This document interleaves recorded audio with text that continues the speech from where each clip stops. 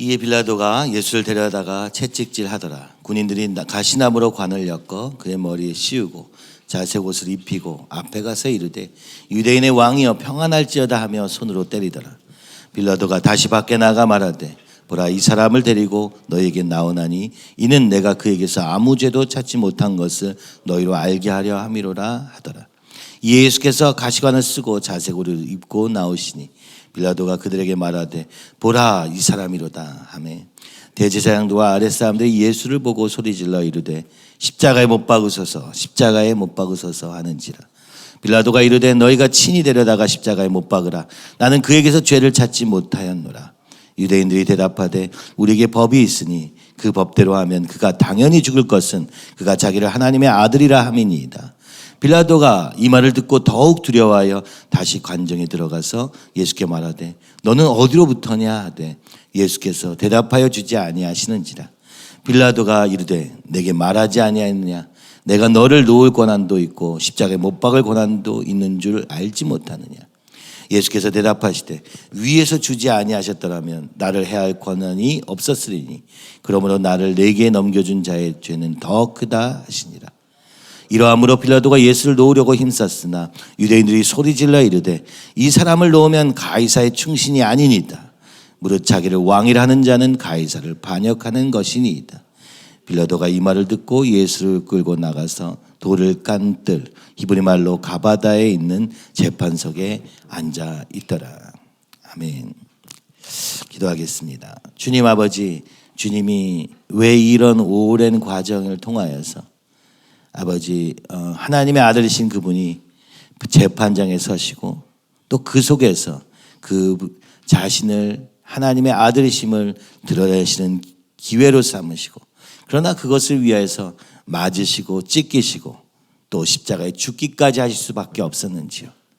주님, 오늘도 우리가 끊임없이 주님을 못 받고 그 주님의 구원을 멸시하며 또 내 육체와 세상대로 사는 이것을 멈출 수 없는 우리를 보며 주님, 어쩌면 주님은 오늘도 또다시 십자가에서 죽으시는 그 과정을 통하여 길이 참으심으로 그러나 끊임없이 사랑으로 인도하시는 주님 감사합니다. 주여 아버지, 오늘 이것을 유대인의 죄로 돌리지 않으시고 빌라도의 죄로 바꾸셔서 또 우리의 죄로 우리의 탓을 하지 않으시고 죄의 문제로 바꾸심으로 구원의 기회를 주시는 그 주님 앞에 아버지, 오늘 우리가 눈을 떠서 보게 하여 주시옵시며 아버지, 정말 그 하나님이 누구신가 깨닫는 기회가 되게 하여 주시옵소서. 예수님의 이름으로 기도하옵나이다. 아멘. 19장 1절에서 13절에 있는 내용은 사실 이 앞에 있는 내용과 계속 이어지고 있습니다. 주일에 그걸 보려고 하는데요. 빌라도가 8번의 등장이 나오게 되는데 오늘 본문에서 4번째부터 8번째가 다 있습니다. 빌라도가 어떻게 예수님을 십자가에 못 박았는가를 요한은 굉장히 자세하게 단계별로 적고 있습니다. 빌라도는 사실 예수님이 죄인이라고 생각하지 않았습니다. 그러나 그가 왜 예수님을 죽일 수밖에 없었는지가 나오고 이 각자의 이해관계 혹은 각자의 모습 속에서 어떻게 예수님이 죽게 되시는지 오늘 보여주고 있습니다. 그들의 삶의 역설, 그러니까 모순을 통해서 오히려 하나님의 아들이심이 드러나는 이상한 장면들을 여기에 요한은 적고 있습니다. 그 과정은 뭐 힘들고 슬프고 하는 십자가의 과정이라기보다는 그 과정을 통해서 하나님이 어떤 분이신가를 드러내는 기회로 계속해서 쓰고 계시는 것이죠. 오늘 4번째 장면은 빌라도가 예수를 데려다가 채찍질 하더라로 시작합니다. 빌라도가 왜 예수님을 채찍질 합니까? 어떻게 합니까? 보니까 왕의 모습을 갖추게 합니다. 그렇지만 왕관이 가시나무로 되어 있고 옷은 찢긴 채로 자색 옷을 입힌 후에 채찍으로 때리고, 그죠? 그리고 나서 피가 나고 있는 아주 볼품없는 왕의 겉모습, 비스무리하게는 했지만 조롱하는 마음으로, 그죠? 그리고 그 앞에 이르되, 다른 성경에서 무릎 꿇고 이르되 병사들이 하는 것이죠. 유대인의 왕이여 평안할지어다.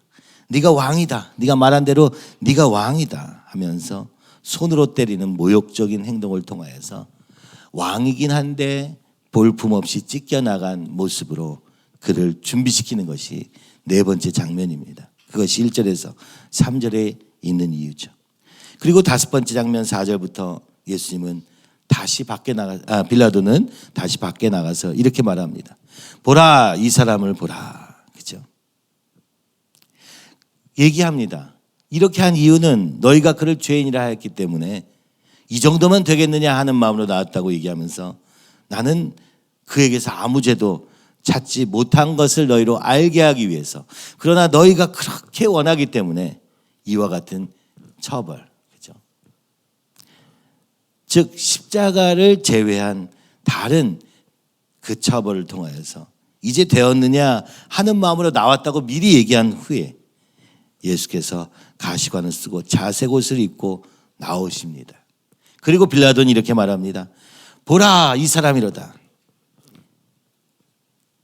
Here is the man. 보라, 이 사람이로다. 자, 이제 되었느냐 하고 보여준 것이죠.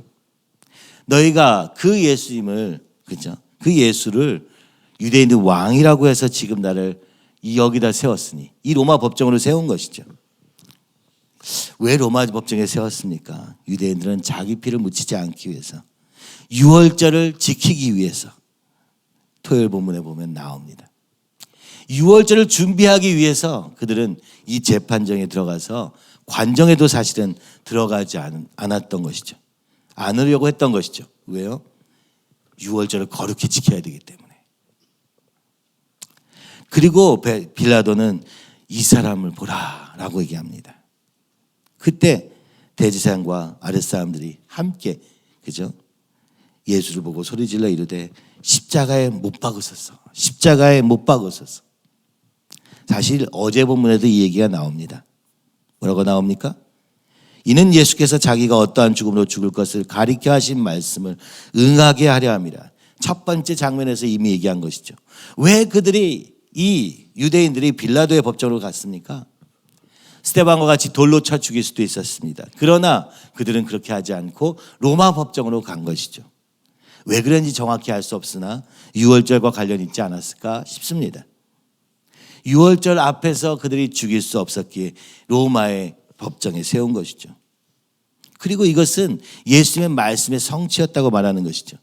내가 십자가에 못 박혀 죽으리라 하셨던 그 말씀을 이루게 하기 위해서 이 빌라도의 법정에 섰다고 지금 요한은 적고 있는 것이죠. 보라, 이 사람이로다.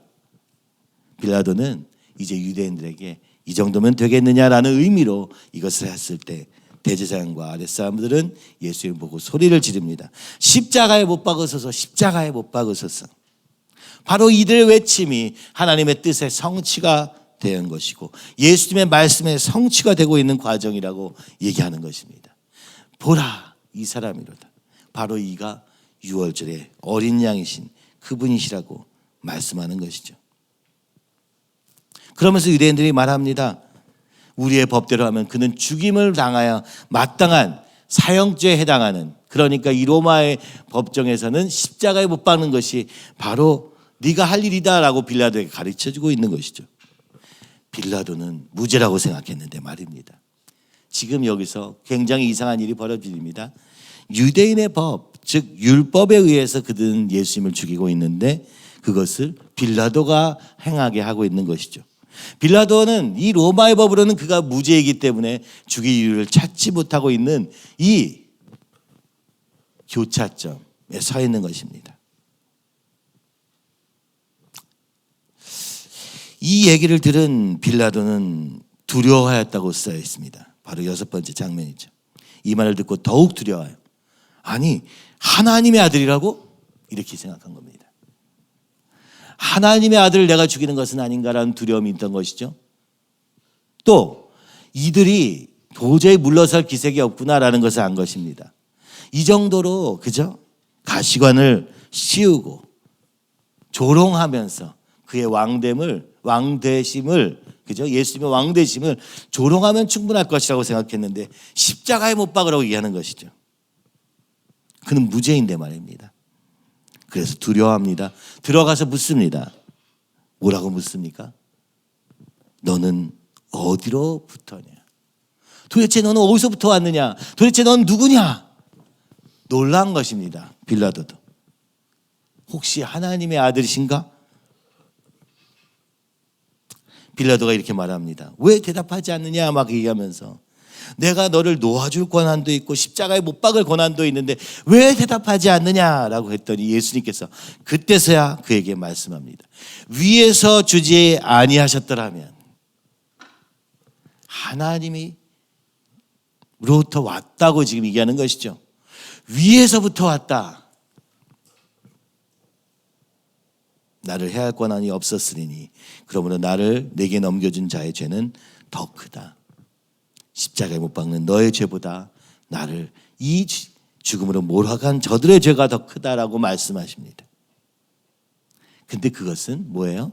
하나님이 허락하신 것이다. 왜 그렇습니까? 이 유대인들의 죄성을 드러내신 사건인 것이죠. 율법을 가지고 있었으나 결국 그 율법의 역할은 죄가 드러나게 하는 것밖에 없었던 것이죠. 그들의 삶에서는 예수님을 죽이는 것으로 결론난 율법적 삶. 하나님을 사랑한다 말하고 뭐 그럴듯한 모습으로 행동하지만 사실은 예수님은 못 박는 자리에 갈 수밖에 없는, 그죠? 예수님 앞에서는 예수님을 죽일 수밖에 없는 그들의 모습이 드러나게 된 것이죠.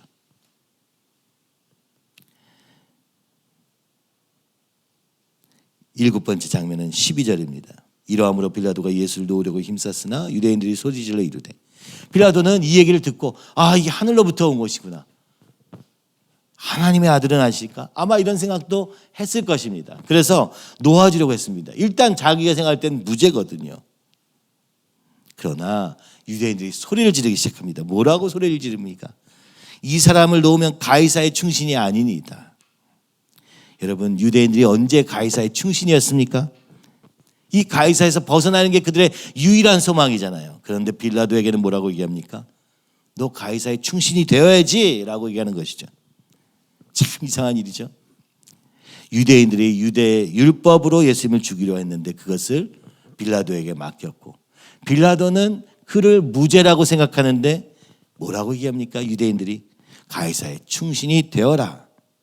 심지어 그 앞에는 뭐라고 얘기합니까? 우리의 왕은, 그 뒤인가요? 우리의 왕은 오직 가이사다라고 외칩니다. 유대인들이 말입니다.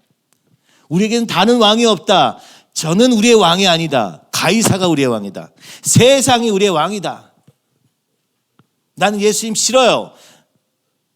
세상이 더 좋아요. 그리스도인들 중에도 이런 사람이 있는 것이죠. 내가 왕이에요. 사실 내가 왕일 수 있습니까?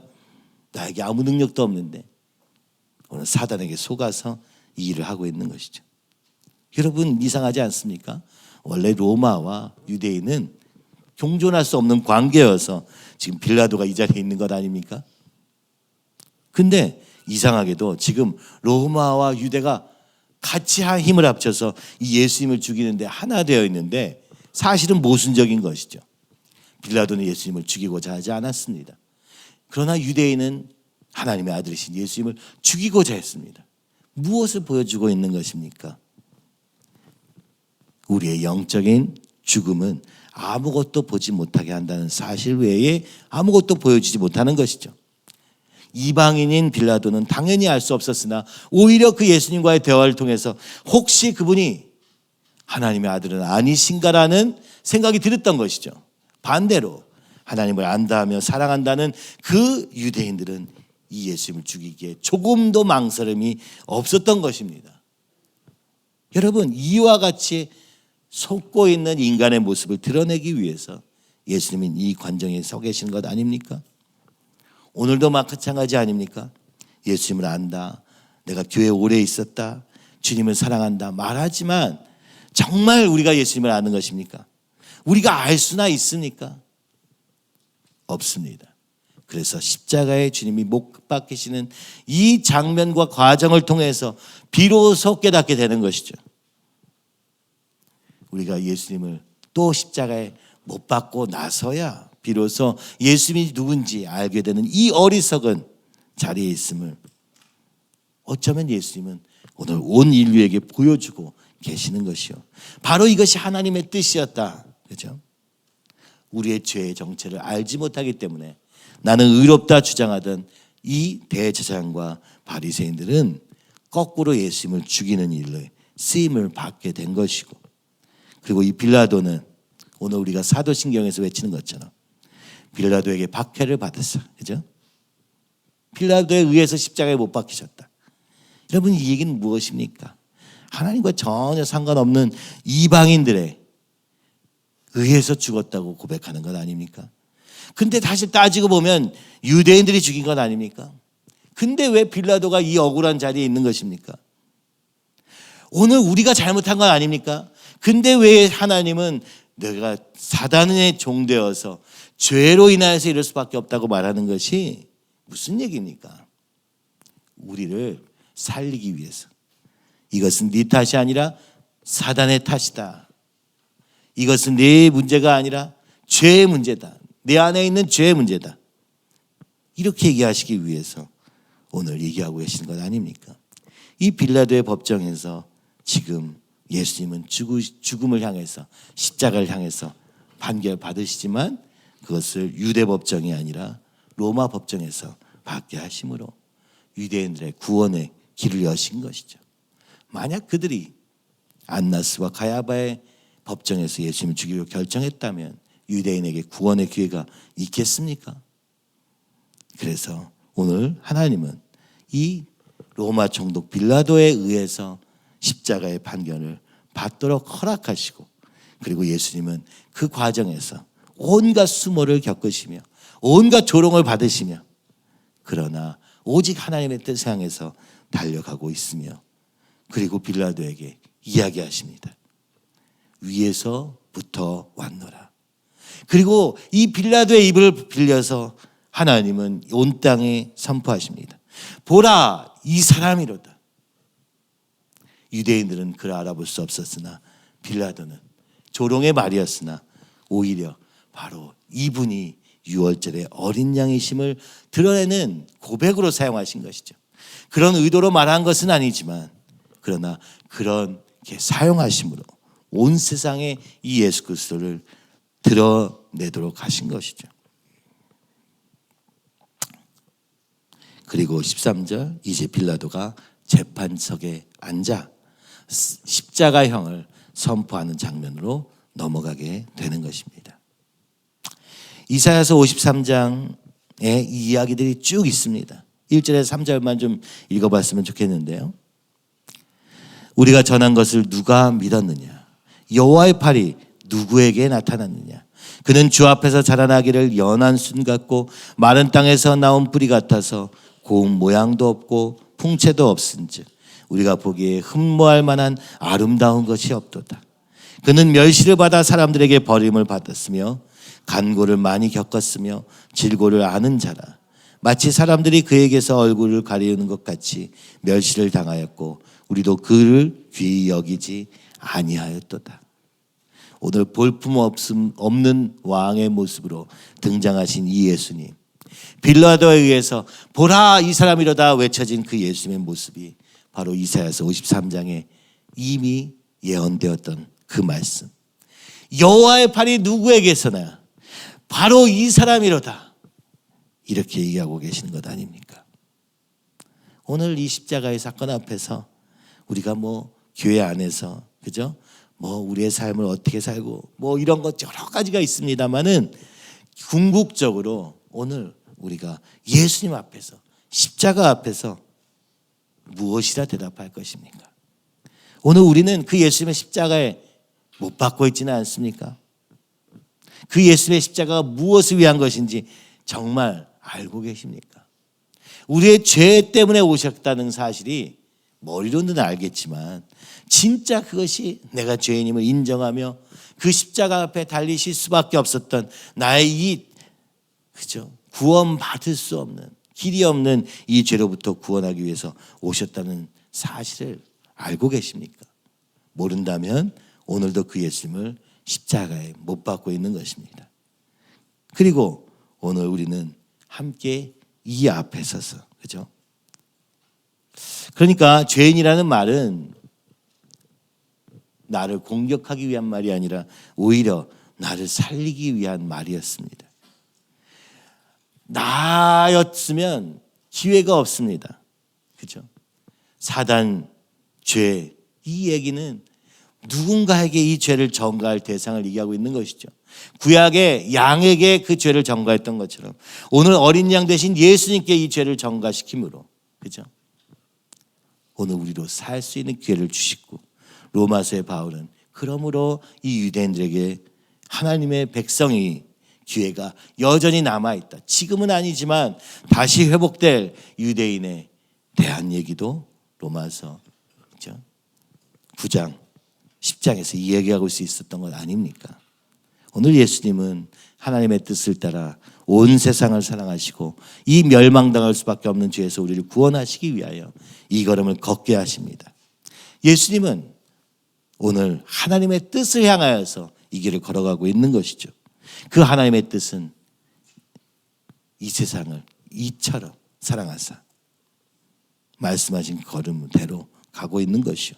그것은 바로 우리의 인생의 가장 근본적인 문제가 사실은 죄의 문제라는 것을 말씀하고 계시는 것입니다.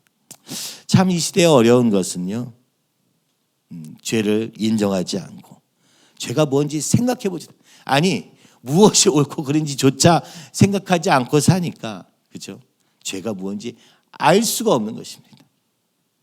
그래서 누군가를 죽임으로, 사랑으로 다가오시는 예수님을 거절함으로 그 삶의 열매를 보고 나서야 그 주님의 존재를 이해할 수밖에 없고, 이 죄에 대해서 얘기하는 것을 마치 나를 향한 공격으로만 느끼는 것이지 그 죄를 위해서 죽으신 예수님까지 갈 수 없는 그런 한계 속에 부닥친 것 같습니다. 여러분, 오늘 우리의 삶이 그래도 괜찮습니까? 여전히 잘 살고 있는 것 같습니까? 이렇게만 하면 될 것 같다라는 생각이 드십니까? 그렇다면 예수님은 왜 십자가에서 죽으실 수밖에 없었으며, 왜 오늘 유대인들이 예수님을 죽일 수밖에 없었으며, 우리보다 성경을 더 잘 외우고 그 성경에 대해서 아주 태어나면서부터 하나 되었던 그 지식으로는 알았으나 영적으로는 죽어 있었던 그들, 바로 이 죄의 존재가 이 십자가를 향하는 과정에서 드러나고 있다는 사실. 그러므로 죄는 다른 것이 아니라, 행동이 아니라 오늘 예수님을 거절하는 것, 하나님을 믿지 않는 것, 그 하나님 편에 서지 않는 것, 힘을 오늘 분명하게 드러내 주시면서 우리의 행위의 죄보다 더 큰 죄는 하나님을 떠난 것이 죄임을 다시 십자가 앞에서 비로소 알게 되는 것입니다. 교회 안에 있습니까? 그러면 된 것입니까? 그래도 그것이 낫겠죠. 그러나 오늘 주님 앞에 서 있지 않으면, 이 십자가 앞에 서지 않은 믿음은, 십자가를 통과하지 못한 믿음은 진정한 믿음이라고 말할 수 없는 것입니다. 왜냐? 이 주님이 왜 이 십자가에서 죽으셨는가? 나를 위해서 죽으셨음을 깨닫지 않고는 십자가의 진정한 의미를 깨달을 수 없으며, 날마다 우리가, 그죠?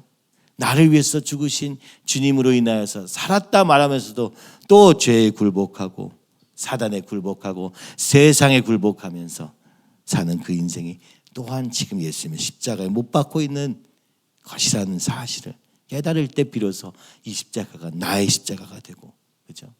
나도 그 십자가에서 죽고 주님과 함께 그 십자가에서 나는 죽고 주님과 함께 사는 삶으로 변화되는 삶이 오늘 주님이 이 걸어가신 목적이었음을 다시 한번 기억해야 될 줄로 믿습니다.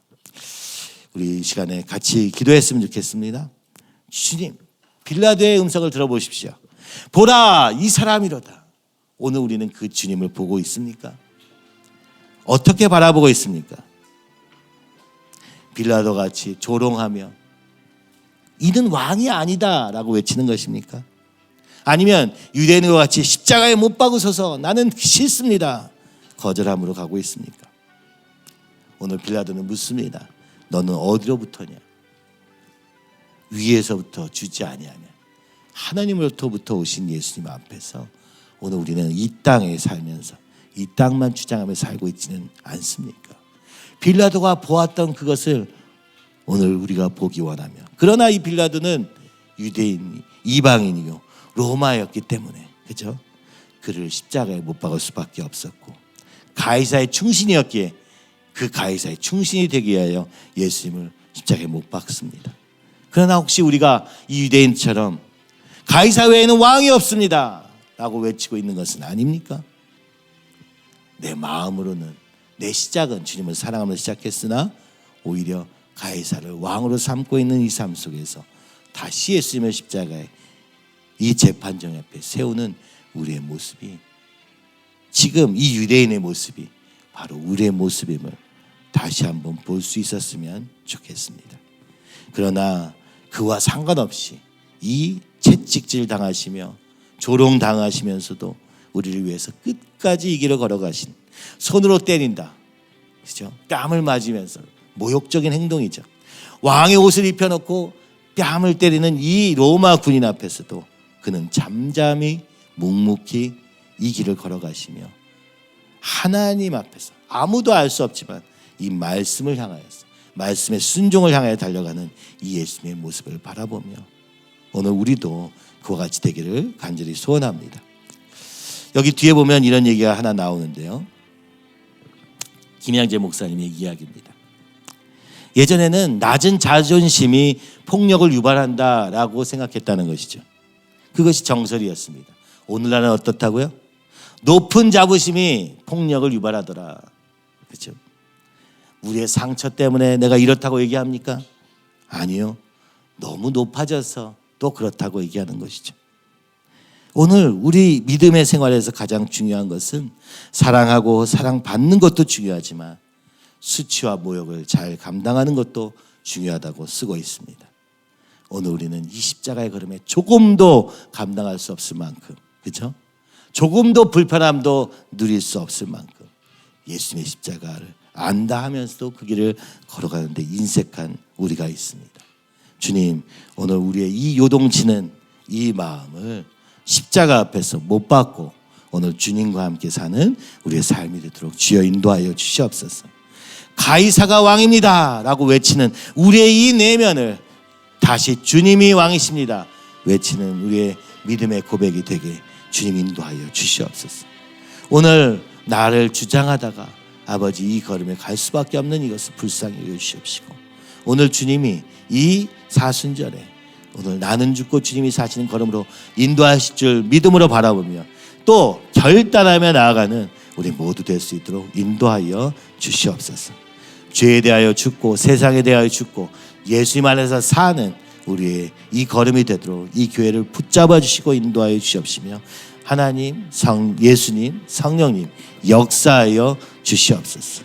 영원히 함께하리라 약속하신 대로 오늘 우리의 믿음의 고백 뒤에 일하여 주시옵시고, 오늘 미국에서 주님의 걸음을 걸어가고 교회의 걸음을 걸어가는 우리 고목사님과 제수사님 아버지 정말 믿음으로 담대하게 걸어가는 믿음의 정찰꾼 되게 하여 주시옵소서.